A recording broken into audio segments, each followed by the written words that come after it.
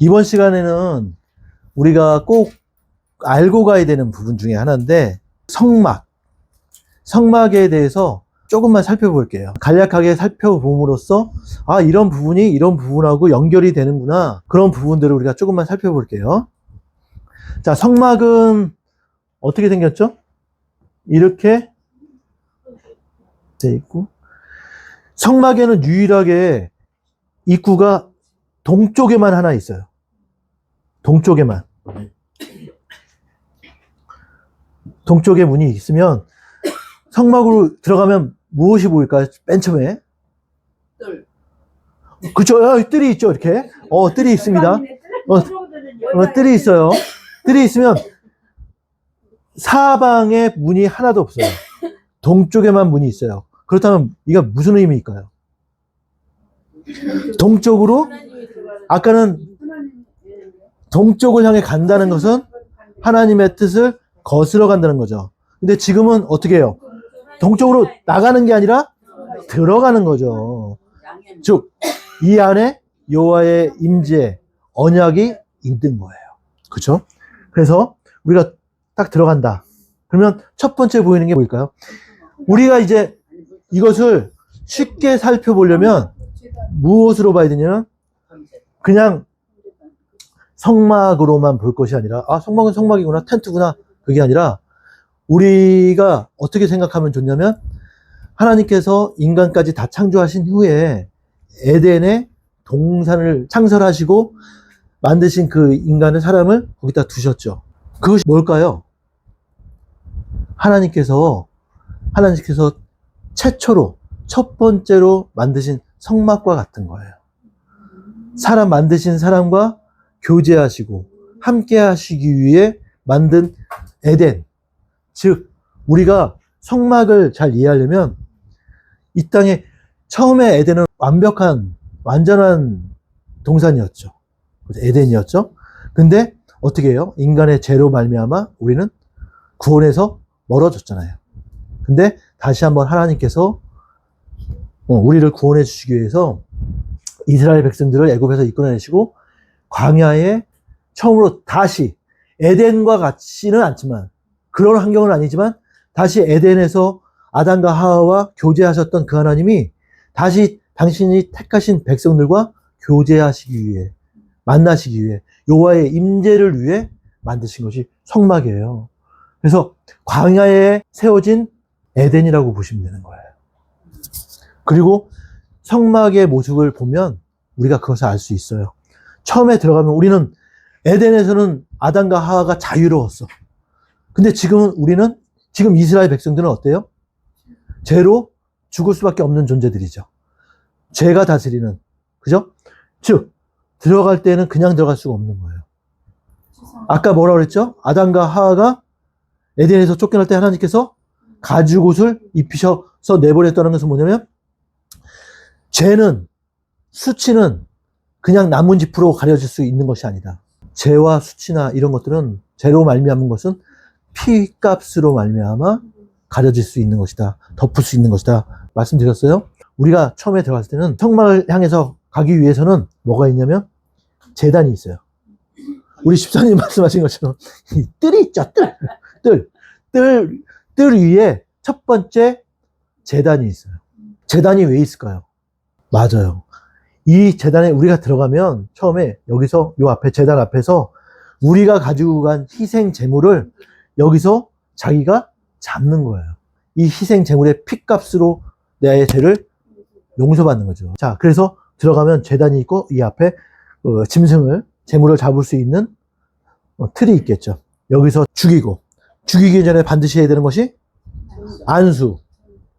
그죠? 희생양을 향해서, 양을 잡는다고 하면 희생양을 향해서 내가 두 손으로 진 누르듯이 이렇게 안수를 함으로써 내가 여호와 하나님 앞에 지었던 그 죄, 나의 그 더러운 죄가 양에게 전가되고, 또 흠 없는 양의 그 순결함이 나에게 전가가 돼. 제물을 잡을 때는 제사장들이 잡아주는 게 아니에요. 데리고 오는 것도 내가 선택해서 데리고 오고, 와서 죽이는 것도 내가 죽여야 돼. 이때 전문 도살꾼이 아니면 짐승 잡는 거 쉽지 않아요. 얘가 죽을 때 그냥 난 너의 죄를 가지고 내가 하나님께 쓰여지는 희생 제물이니까 나 영광이야. 아, 죽여줘. 쉽게 끽 죽어줄 거야? 아니죠. 막 발버둥을 쳐요. 발버둥을 쳐요. 맞아요.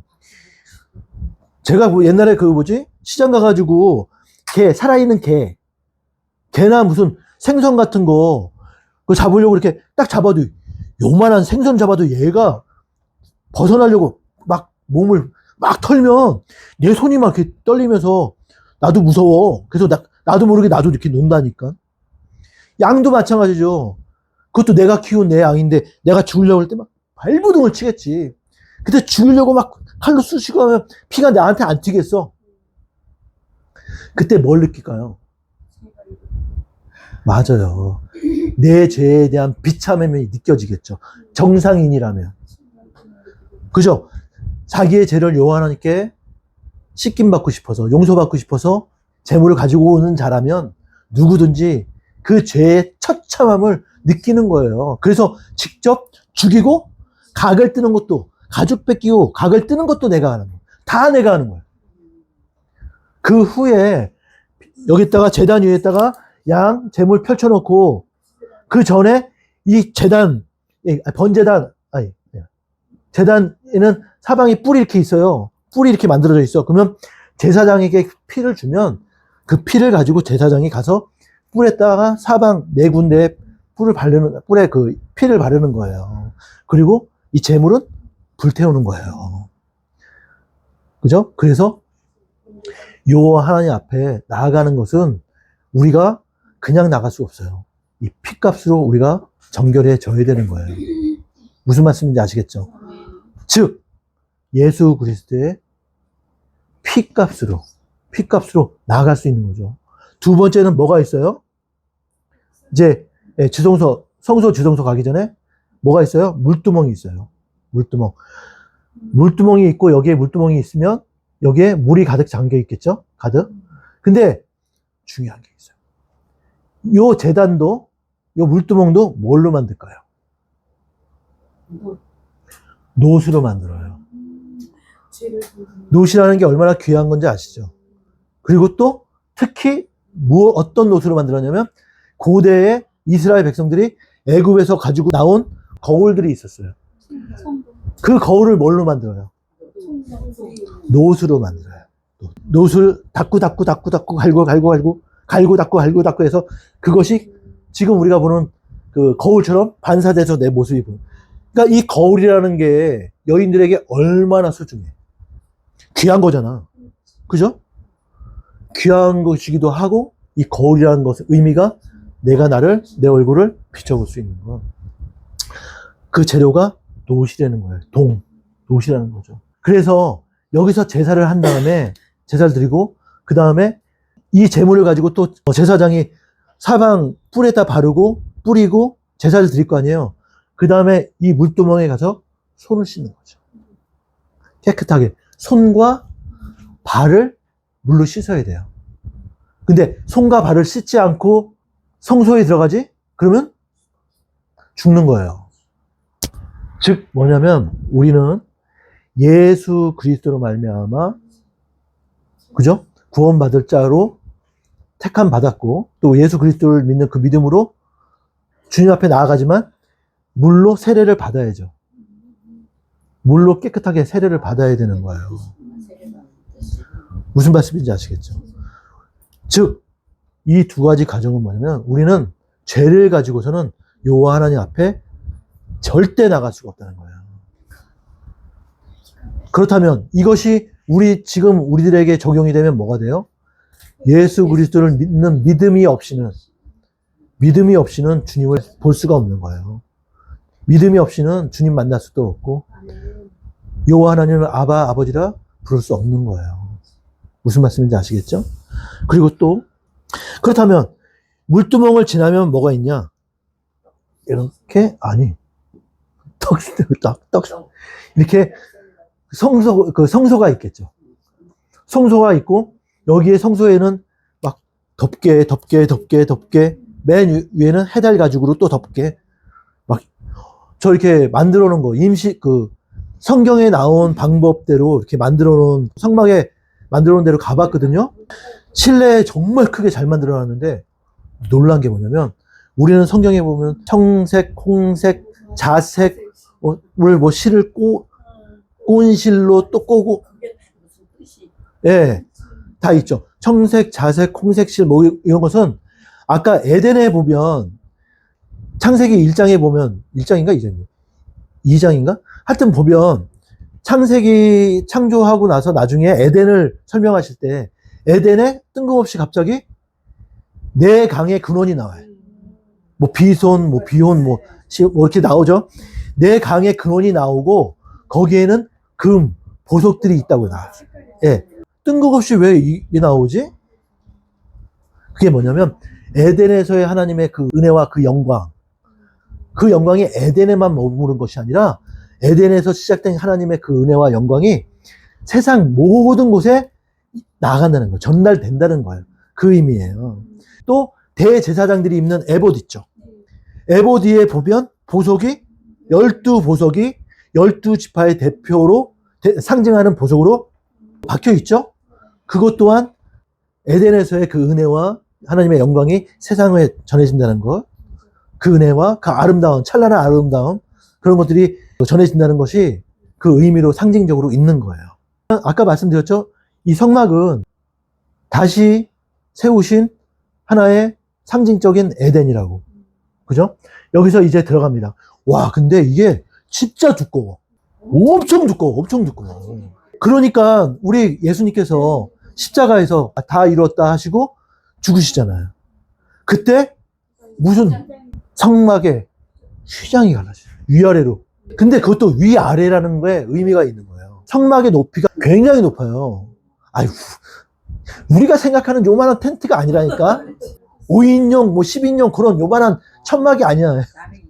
내가 정확하게는 모르겠네. 하여튼 그때는 예, 규빗으로 하니까 한 규빗이 한 40cm 정도. 성인들 이 손끝에서 팔꿈치까지 요 길이를 대충 규빗이라고, 한 규빗이라고 하거든요. 엄청 높아. 발부터 엄청 높아. 근데 그것을 사람이 찢으려면 어떻게 찢어? 만약에 아래에서 위로 찢어졌다고 하면 가위로 좀 흠집을 낸 다음에 양쪽에서 당겨가지고 찢었다 할 수 있지만, 그 높이 있는 그 위에서부터 아래로 휘장이 갈라졌다고 하면 아니죠. 요 하나님께서 하신 거죠. 성령께서 하신 거죠. 그죠? 근데 갑자기 왜 그게 나왔지? 아무튼 엄청 두꺼워. 근데 여기 우리가 두께가 이렇게 두껍다고? 예, 엄청 두꺼워요. 예, 들어가면 맨 처음에 보이는 게 뭐가 보일까요? 세 가지가 보이겠죠? 여기 그 안에 한 번 더 들어가면 지성소가 있는데, 지성소 가기 전에 잠깐만. 촛대, 응. 떡상. 맞아요.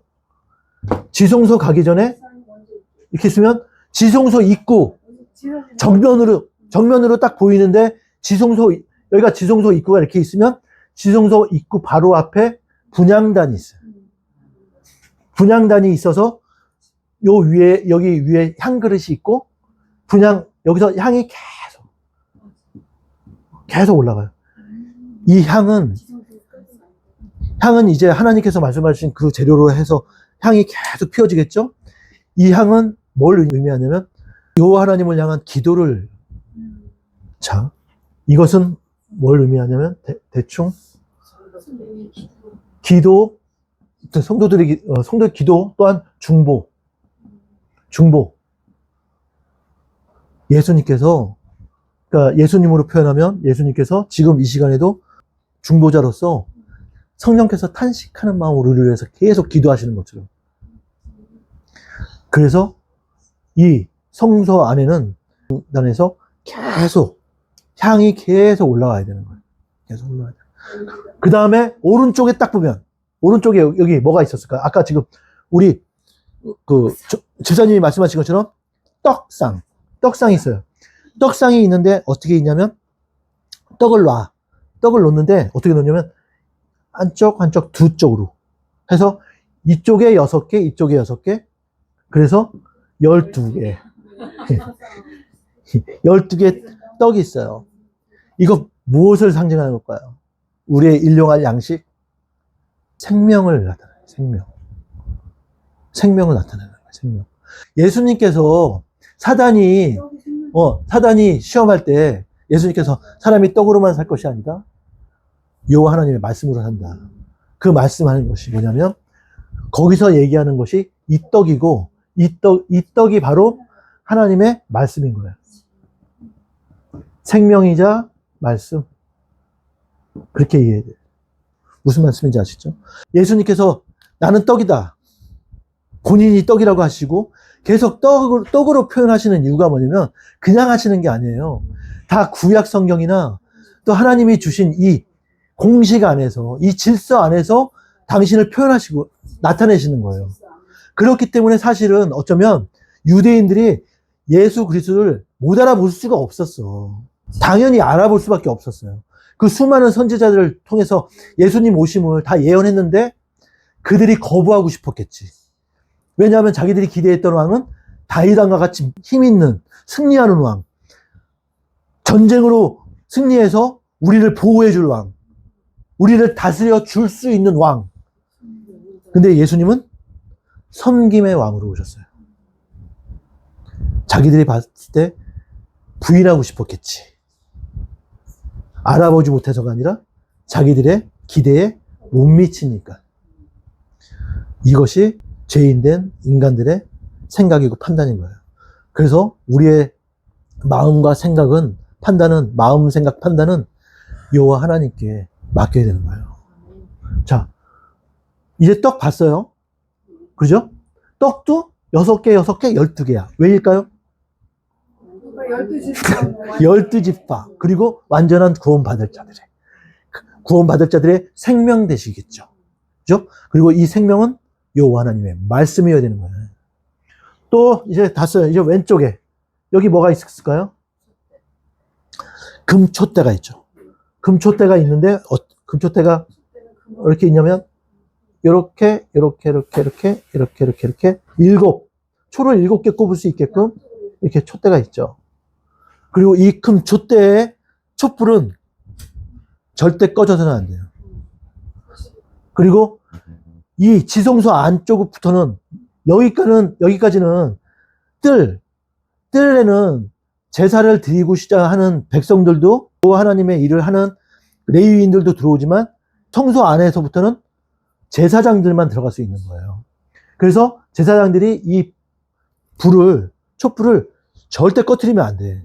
절대 꺼트리면 안 돼요. 즉 뭐냐면 이 촛불이라는 것은 뭐냐면 제가 아까 말씀드렸죠. 강조했던 게 뭐냐면 그 덮은 그 천들이 엄청 두껍다 그랬죠. 거기서 힌트. 이 촛불이 꺼지면 여기가 어떻게 되는지 아세요? 창세기 1장 2절. 흑암, 생명 존재, 빛을 잃어버린다는 거예요. 소망을 잃어버리는 거예요. 빛을 잃어버리는 거예요. 그래서 절대 성소 안에는 촛불을 꺼트리면 안 돼요. 무슨 말씀인지 아시겠죠?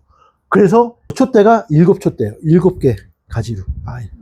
누구는 이것이 이 촛대 모양이 살구나무 모양이라고 하시는 분들도 있고 어떤 분들은 이게 떨기나무의 그 모양이라고 하시는 분들도 있지만 그것이 중요한 건 아니에요. 이 의미가 중요한 거지. 무슨 말씀인지 아시겠죠? 이 세 개가 다 예수 그리스도를 상징하는 거예요. 자, 그 다음에 여기서부터 이제 가장 중요한 게 나오기 시작합니다. 이제 지성소에 들어가요. 지성소에는 1년에 딱 한 번 대제사장이 그날만 3번 들어갔다 왔다 하죠. 그죠? 여기 뭐가 있어요? 아니요. 언약궤가 있죠. 언약궤가 있고 언약궤 위에는 뭐가 있을까요? 덮개가 있겠죠.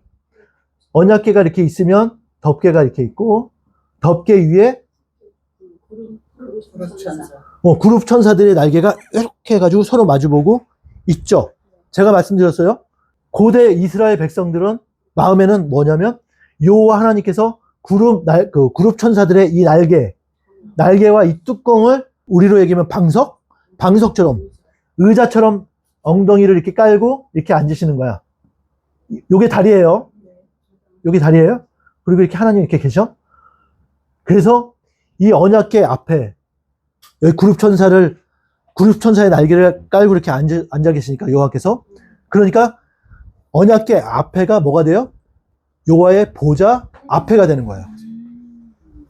우리가 주의 보좌 앞에 나아가 이 찬양에서 얘기하는 또 성경에서 얘기하는 보좌 앞이라는 것은 이 언약궤 앞을 얘기하는 거예요. 그렇다면 퀴즈, 여호와의 발등상은 어디일까? 맞아요. 하나님이 여기 앉으시면 발이 이렇게 밑에 있을 거 아니에요. 그러니까 요 앞에가 여기가 발등상이 되는 거예요. 자, 근데 중요한 거, 요 언약궤 안에 뭐가 들어있나 이거지. 그 세 가지. 네. 첫 번째 돌판. 돌판인데 이거는 언약이죠. 언약 또는 법이죠, 법. 지켜야 될 법. 그리고 두 번째, 만나 항아리. 하나님의 임재, 하나님의 은혜의 상징인 만나. 세 번째는 아론의 지팡이. 지팡이겠죠? 이 세 개가 있는데. 이거 세 개가, 이게 두 개가 더 뭐냐면, 여호와 하나님의 임재의 상징. 그리고 이 두 돌판은 하나님과 택한 백성들의 약속의 근거죠. 그죠? 계약, 언약의 약속의 법. 즉, 뭐냐면, 뚜껑이 덮여 있잖아요. 그래서 어떻게 하냐면, 1년에 한 번 대제사장이 어떻게 하냐면, 우리 그 제사 드리는 것도, 대속죄일에 제사 드리는 것도 우리 살짝 한번 본 적 있잖아요. 첫 번째 죽이고, 두 번째 들고, 세 번째, 마지막 희생 제물 염소를 잡아서 그 피를 가지고 대제사장이 들어가요. 들어가기 전에 어떻게 하죠? 여기 분향단에서부터 지성소를 향해서 계속 연기를 계속 넣어. 현장에 내가 있어 보지 않았기 때문에 어떻게 하는지 모르겠지만, 요 앞에 분향단에 있는 그 향을 계속 넣든지, 아니면 향로를 가져가서 지성소 안에 팔을 넣어서 계속 흔들어서 향이 올라오든지. 그래서 살짝 봤을 때 이 구룹천사의 날개 위까지 연기가 올라오면, 향 연기가 올라오면 그때서야 들어가는 거예요. 그 전에 들어갔다면 큰일 나. 예. 그때 들어가서 뭘 하냐면, 가지고 간 그 피를 어디다 뿌리냐면, 언약궤 덮개에다 뿌리는 거예요. 이 지성소 이 바닥에다 뿌리는 게 아니라, 언약궤를 덮고 있는 구룹천사가 깔고 있는 그 덮개에다 뿌리는 거예요.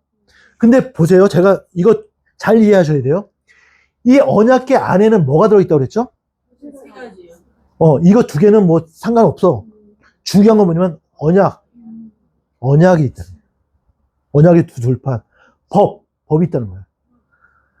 근데 처음에 애굽에서 나왔을 때 백성들이 모세가 시내산에 올라가서 40일 동안이나 안 내려오니까 어떻게 해요? 불안하니까 아론한테 가서 막 그냥 떼쓰잖아. 그러니까 아론이 너희들 애굽에서 가지고 나온 금부치 좀 갖고 와봐. 가지고 오니까 뭐 만들어요? 송아지 형상 만들어 놓고 거기다 금을 씌운 다음에, 그래 금송아지 만든 다음에 거기다가 이게 하나님이다 하는 크나큰 실수를 하죠.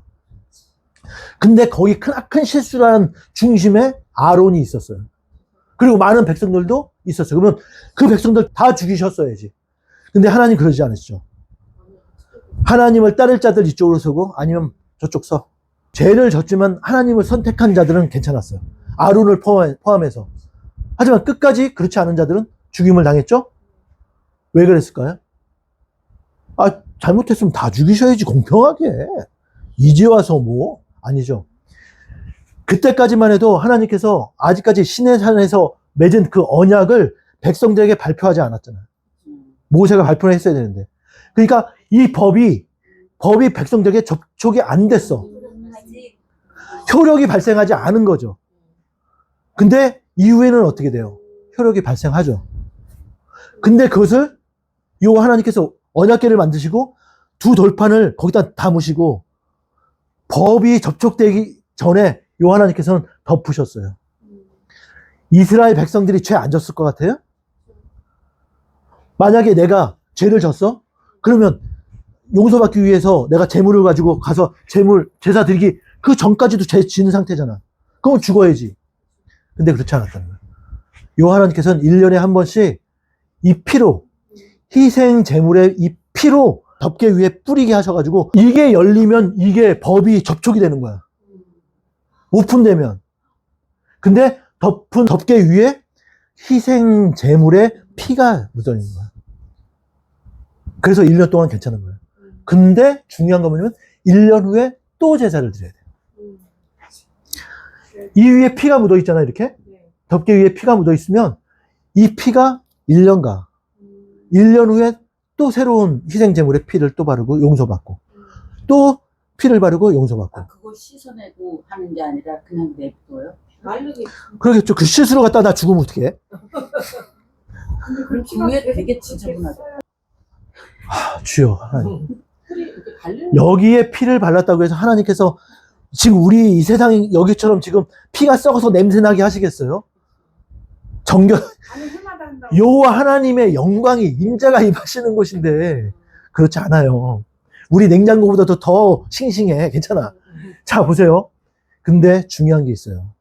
이거는 완전한 죄사함이 아니라는 거예요. 1년에 한 번씩 반복해서 드려지는 제사가 있어야 되는, 피의 희생이 있었어야 돼요. 근데 그것을 예수 그리스도께서 이루시는데, 예수 그리스도의 피로 이 언약궤 덮개에 뿌려지는데 그 피는 더 이상 반복이 없는 단번에 이루셨다. 단번에. 너무 감사해요. 단번에 이루셨다. 예수 그리스도께서 단번에 이루셨다는 것은 뭐냐면, 아, 요번 이 한 번 죽음으로 끝났다. 아, 단번에 그게 아니라 반복하지 않아도 된다는 거예요. 예수 그리스도의 이 보혈의 피로 죽으심은 영원한 약속이 된다는 거예요. 무슨 말씀인지 아시겠죠? 지금 이 성막은 그것을 이야기하는. 자, 그러면 뭐가 보이시나요? 이게 에덴에서부터, 창세기에서부터 시작된 이 말씀이 예수 그리스도의 율법을 완성시키신 그 사건까지 다 직통으로 연결이 된다는 거예요. 그래서 우리는 이 하나님 앞에 나올 때 예수 그리스도를 믿는 그 믿음으로 나아갈 수 있는 거예요. 왜? 성소의 휘장이 갈라졌어. 휘장이 갈라졌어. 그래서 예수 그리스도를 믿는 그 믿음으로 말미암아 우리는 여호와 하나님 앞에, 여호와의 보좌 앞에 나아갈 수 있고, 또한 하나님을 아바, 아버지라 부를 수 있는 거예요. 아멘. 우리가 예수 그리스도의 이 죽으심에 대해서 잘 알고 믿어야 되고, 또 한 가지는 뭐냐면, 그렇다면 예수님이 왜 꼭 부활하셨어야 하냐. 그냥 죽어주신 이후에 그냥 그 하늘 보좌 위로 가셨으면 되는데 굳이 여기서 부활하시고 능력 있다고 자랑하시려고 했나? 아니죠. 제가 말씀드렸죠? 대제사장이 대속죄일에 세 번째 들어갔을 때 모든 백성들의 죄를 가지고, 피를 가지고 들어갔을 때 여기서 살아나와야만 됐잖아요. 지성소에서 덮개 위에 피를 뿌리고 대제사장이 살아서 나와야만 그 제사가 끝나는 거예요. 대속죄일의 제사가 끝나는 거예요. 아, 용서 받았구나, 우리가. 즉, 예수 그리스도께서, 우리 주님께서도 죽으신 후에 반드시 부활하셨어만 해요. 아멘. 살아나셨어만 해요. 그래서 부활하신 거예요. 무슨 말씀인지 아시겠죠? 이 예수 그리스도의 이 사랑, 또 창세기에서부터 계시록까지 우리를 구원하시고자 계획하신 그 여호와 하나님의 사랑을 믿고 삶 속에 근심 걱정하지 마시고 이미 이기고 승리하신 시간 하루하루를 살기를 주님의 이름으로 축원합니다.